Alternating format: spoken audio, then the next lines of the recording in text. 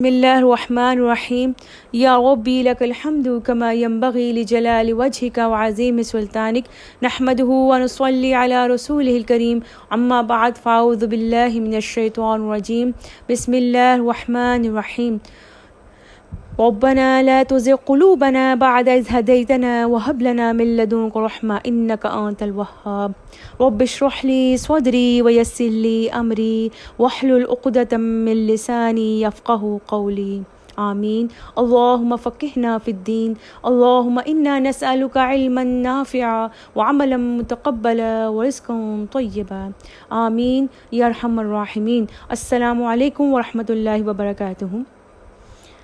ہم سب آج کل کچھ تھوڑا سا اداس سے ہیں کہ ہم سب جانتے ہیں ماہ رمضان اپنی تمام تر برکتوں کے ساتھ رحمتوں کے ساتھ سمٹ کر رخصتی کی طرف جا رہا ہے، رخصت ہوا جا رہا ہے۔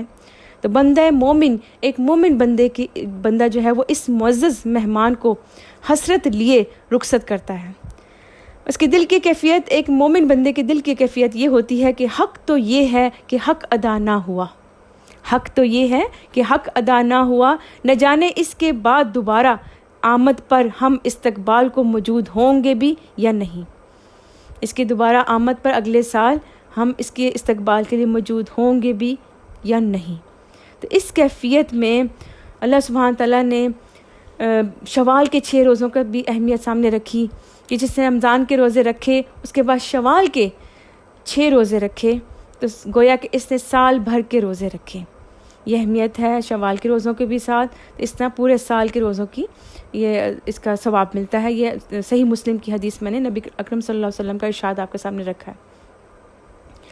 تو رب کریم کے ہاں نیک اعمال کی قبولیت کا عام اصول ہر نیکی کو 10 گنا کر کے یا اس سے بھی زیادہ لکھے جانے کا ہے۔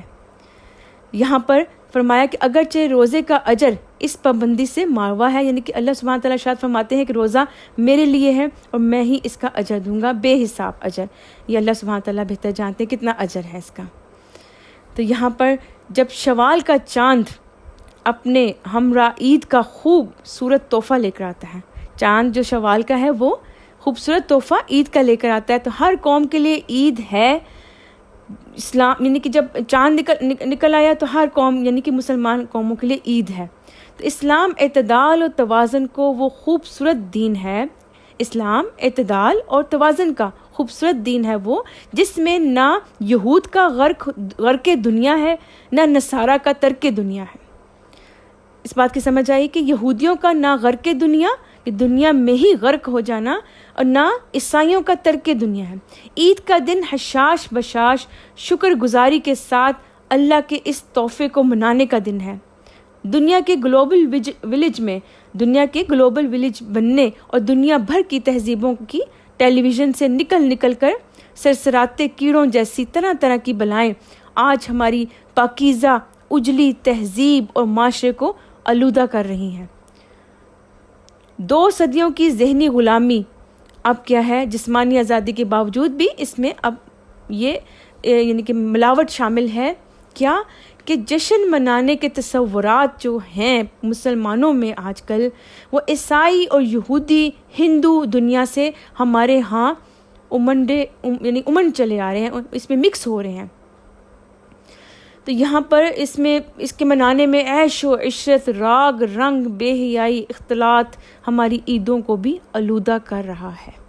یہ جو مغربی تہذیب ہے، ہندوانہ رسم و رواج ہے، وہ ہماری عیدوں میں بھی اسی طرح کے شور و غل اور یہاں سب جو چیزیں چلتی ہیں، بے حیائی، اس موضوع پہ آج ہم ذرا غور کریں گے۔ لیکن اصل تو یہی ہے کہ فکر جو ہے وہ کیا ہے، اس چیز کی ہونی چاہیے کہ نمازوں میں صف در صف جو ہے وہ ہم سب نے کھڑے ہو کے نماز عید ادا کرنی ہے۔ اور پھر یہ ہے کہ عید پر یہ انداز ہم نے اپنانا ہے کہ فخر و غرور سے ہم لوگوں کو بچنا ہے، فخر و غرور دکھاوے سے بچنا ہے، فطرانہ ادا کر کے اپنے بے کس بھائیوں کو عید کی خوشیاں بانٹنی ہے، فطرانہ ادا کر کے۔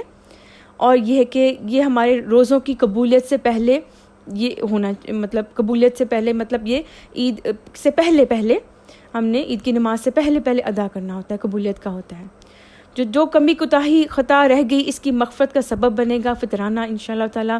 گویا اللہ جانتے ہیں کہ یہ حریص بندہ اپنی غرض کو ہی نکالے گا، لہٰذا اس کو فطرانہ کا فائدہ اور ضرورت بھی بتا دی گئی ہے کہ کیا ضرورت ہے۔ تو عید کا دن اس کی کبریائی، اللہ سبحانہ تعالیٰ کی کبریائی کے اظہار اور اعتراف اور شکر گزاری کے ساتھ طلوع ہوتا ہے۔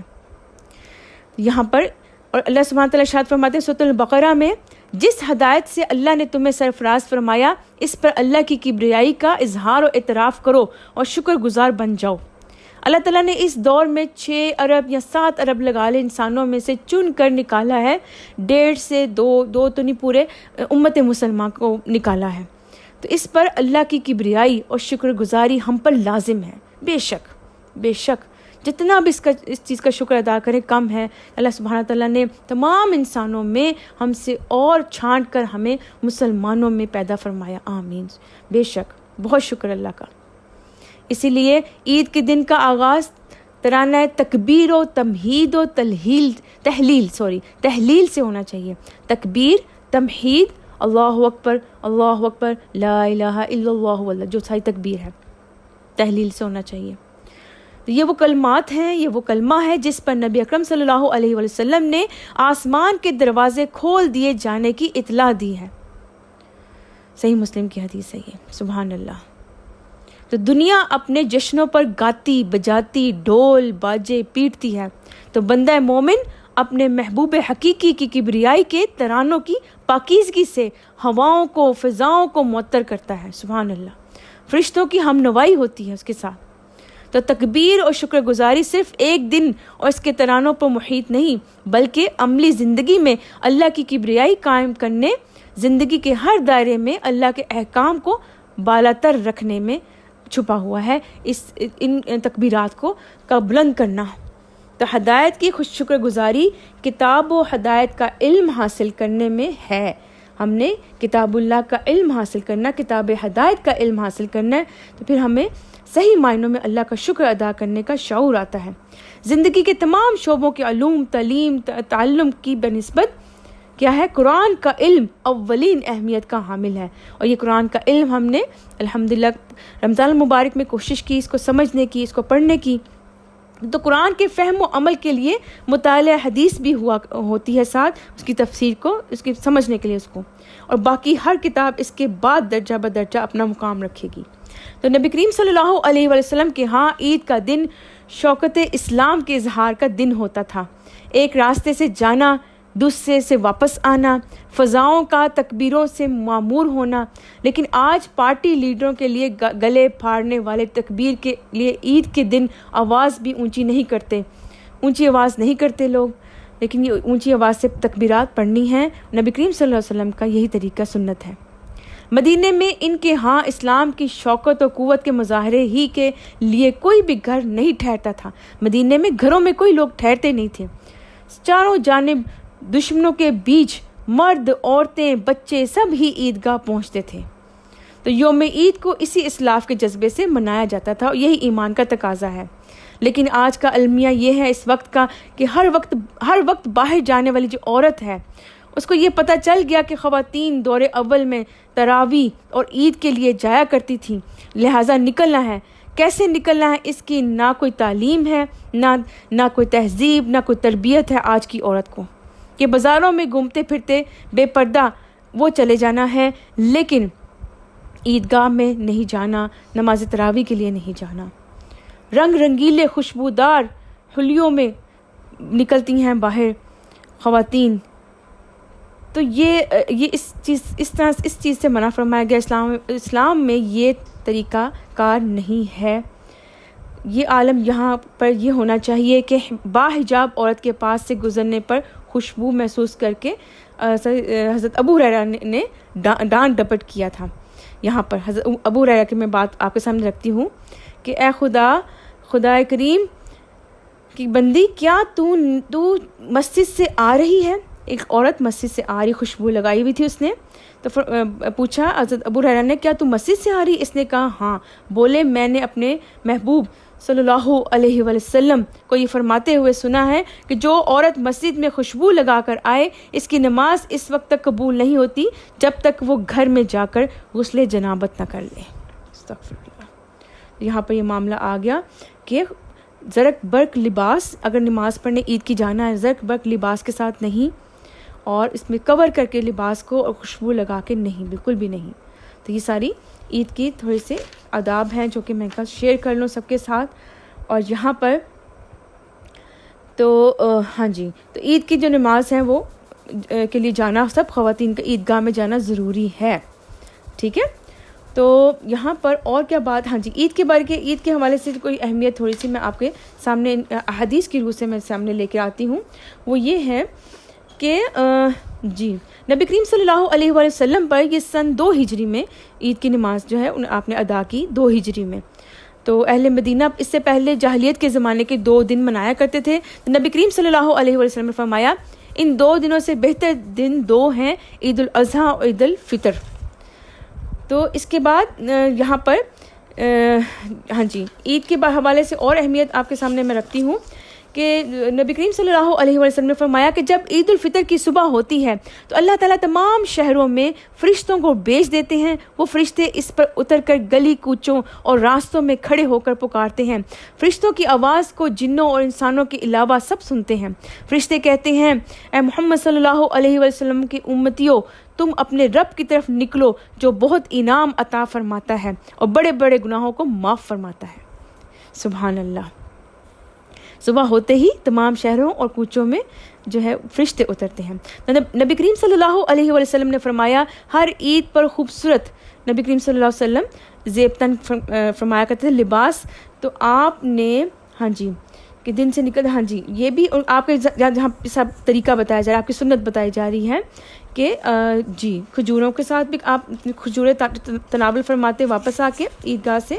اور اس کے بعد فرمایا جا رہا ہے ہاں جی آپ صلی اللہ علیہ وسلم نے فرمایا، حدیث قدسی ہے کہ عید الفطر کے دن مسلمان عیدگاہ میں جب تکبیرات کہتے ہوئے حاضر ہوتے ہیں تو اللہ تعالیٰ علیم بذات الصدور، علیم بذات الصدور، سینوں کا حال جاننے والا ہونے کے باوجود خوش ہو کر سوال فرماتے ہیں ان مزدوروں کا بدلہ کیا ہونا چاہیے. فرشتوں کو فرماتے ہیں جنہوں نے اپنے کام پورے کر دیے.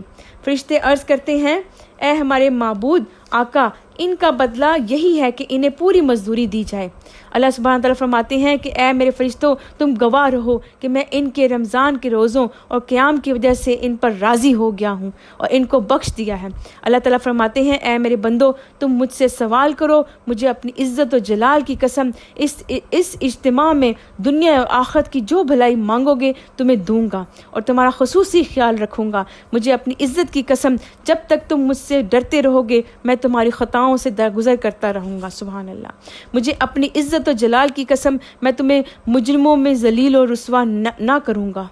لوٹ جاؤ عیدگاہ سے، میں نے تم سب کو بخش دیا. تم نے مجھے راضی کرنا چاہا، میں تم سب سے راضی ہو گیا. سبحان اللہ سبحان اللہ. یہ ہے بہت ہی اہم حدیث تھی، بہت ہی اہم بات تھی جو آپ کے سامنے میں نے رکھی. اللہ سبحانہ تعالیٰ میں توفیق عطا فرمائے کہ ہم عید کا جو دن ہے وہ سنت طریقے سے گزاریں.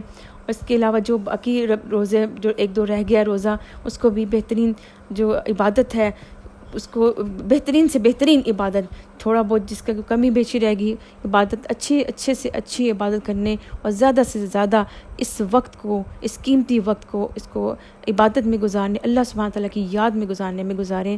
اور اللہ سبحانہ تعالیٰ ہم سے قبول فرما لے جو عبادات اس رمضان میں کی، جو نیکیاں کی، بہترین اجر اس کا ہمیں عطا فرمائے. آمین. اور عید بھی سنت طریقے سے ادا کرنے اور مزدوری لینے کا ہم سب کو اس قابل بنا دے کہ ہم مزدوری لیں اللہ سبحانہ تعالیٰ کے ہاں.